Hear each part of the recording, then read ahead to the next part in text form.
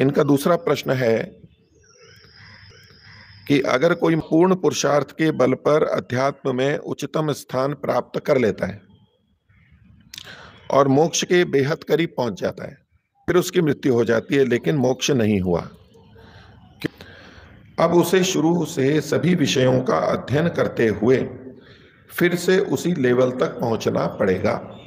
क्योंकि लक्ष्य तक प्राप्त नहीं कर पाया था और मृत्यु हो गई, तब जो नया जन्म होगा तो उसमें सारी चीजें उसको फिर प्रारंभ से करनी पड़ेंगी। लेकिन किन्हीं कारणवश वो बुरी संगति में फंस जाता है और अपना ह्रास कर देता है। यानी क्यों कर देता है, तो इसमें इनका हेतु है कि मनुष्य चूंकि कर्म करने में स्वतंत्र है, इसलिए वो गलत भी कर सकता है। तो ऐसा व्यक्ति अगले जन्म में गलत भी कर सकता है। तो क्या ये ऊपर नीचे की स्थिति चलती रहने के कारण उसका सारा श्रेष्ठ प्रयास बेकार हो जाएगा और इस तरह तो बार बार उसे जीरो से शुरू करते रहना पड़ेगा। तो आपके प्रश्न के पीछे जो भाव है कि अगले जन्म में फिर से शून्य से प्रारंभ करना होता है, तो ये ऐसा नहीं है। शून्य से प्रारंभ नहीं करना होता है। कुछ चीजें हमें प्रारंभ से करनी होती हैं। हमारा शरीर छोटा होता है तो शरीर विकसित होता है, व्यायाम करेंगे, भाषा सीखेंगे, इत्यादि इत्यादि। लेकिन पिछले जन्म के संस्कार साथ में रहते हैं और वो संस्कार फिर विचार के रूप में, वृत्ति के रूप में आगे बढ़ते हैं। तो पिछले जन्म में जो आप स्थिति बात, तो उसको अगला जन्म अच्छा होगा या आप भी मान रहे हैं। तो जन्म तो अच्छा हुआ ही है, संस्कारी माता पिता हैं, स्वस्थ शरीर है, अच्छा परिवेश मिला है, ये तो अच्छा हो ही गया है। उसके अतिरिक्त उसके संस्कार भी अच्छे वहां पर रहेंगे ही। उन संस्कारों को हम छोड़ नहीं सकते, क्योंकि पिछले जन्म के दो चीजें हमारे साथ जाती हैं। एक तो पाप और पुण्य कर्म, यानी कर्माशय हमारा साथ में रहता है, और दूसरा हमारे संस्कार साथ में रहते हैं। उसको मोटे तरह से कह सकते हैं कि हमारा ज्ञान साथ में रहता है। वो ज्ञान जो कि हमने अनुभव में ले लिया है, तो अगला जन्म अच्छा होगा और संस्कार भी अच्छे होंगे। तो ऐसे में उसके कर्म की स्वतंत्रता होते हुए भी नीचे गिरने की संभावना नगण्य है। ऐसे नहीं गिर पाएगा, वो गिरेगा ही नहीं। उसके वो अच्छे संस्कार उद्भूत हो जाएंगे, अच्छी परिस्थिति में, अच्छे आलंबन आने पर वो प्रकट हो जाएंगे, बढ़ जाएंगे, और बल्कि विपरीत परिस्थिति में भी उभर जाएंगे। क्योंकि अच्छे संस्कार अच्छे आलंबन और अच्छी परिस्थिति में ही नहीं होते, विपरीत परिस्थिति में भी होते हैं। और इसी तरह बुरे संस्कार अच्छी परिस्थिति में न उभरे और बुरी परिस्थिति में ही उभरे, ये आवश्यक नहीं है। मान लीजिए हम चोरी या हिंसा का उदाहरण ले लें, तो चोरी हिंसा को देख करके अपने आसपास में जिनके चोरी हिंसा के संस्कार हैं, वो चोरी हिंसा की तरफ बढ़ जाएंगे। वो उनको आलंबन मिलेगा, अनुकूलता मिल जाएगी और वो संस्कार उभरेंगे, तो वो उन प्रवृत्तियों में चला जाएगा, व्यक्ति बढ़ सकता है। ये तो होता ही है।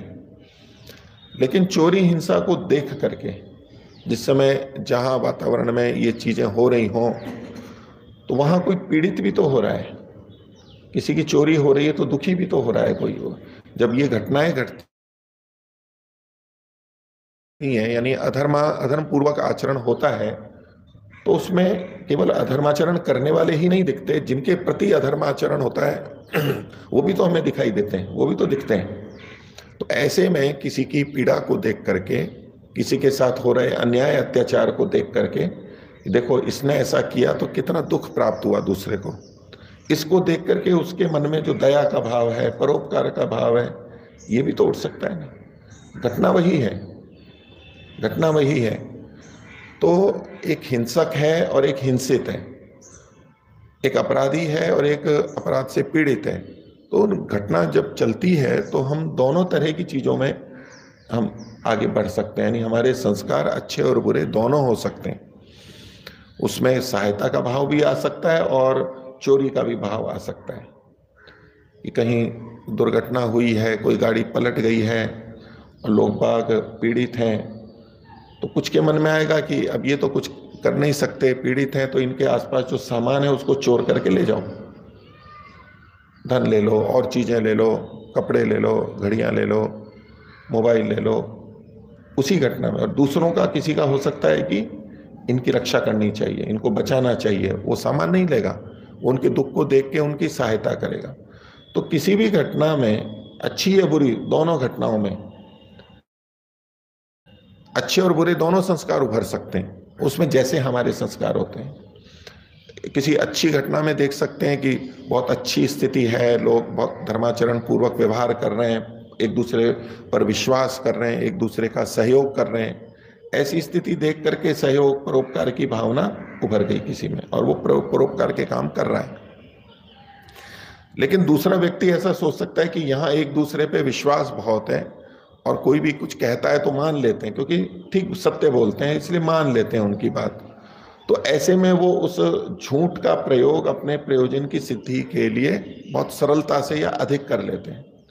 जहां उन्हें पता है कि एक दूसरे पे विश्वास नहीं है, बहुत परीक्षा करते हैं, सच बोल रहा है या झूठ बोल रहा है, तो ऐसे में तो व्यक्ति अधिक सावधान या कठिनाई अनुभव करता है कि यहाँ हमारी दाल नहीं गलने वाली है। लेकिन जो सज्जन भोले साधारण व्यक्ति होते हैं, जो सहज ही एक दूसरे पे विश्वास कर लेते हैं, वहाँ ये दुष्ट लोग अपने असत्य बोल करके अधिक काम करते हैं, उनके वो संस्कार उभरते हैं। तो अच्छी जगहों पर भी दोनों तरह के संस्कार उभरते हैं, और बुरी जगह पर भी दोनों तरह के संस्कार उभरते हैं। तो ये अंतर हमारे अपने संस्कारों पर भी निर्भर करता है। तो इसलिए जो आपका ये है कि पिछले जन्म का कुछ बचा नहीं है, और फिर वो कर्म की स्वतंत्रता के कारण से पता नहीं कितना भी नीचे गिर सकता है, तो ऐसा नहीं होगा। वो अच्छे ही परिवार में जन्म होगा, और अच्छे संस्कार भी हैं। तो अच्छे संस्कार वाला व्यक्ति तो यदि किसी कर्म के कारण बुरे परिवार में भी या तो निम्न परिवार में भी जन्म लिया है, तो भी वो ऊंचा चला जाता है।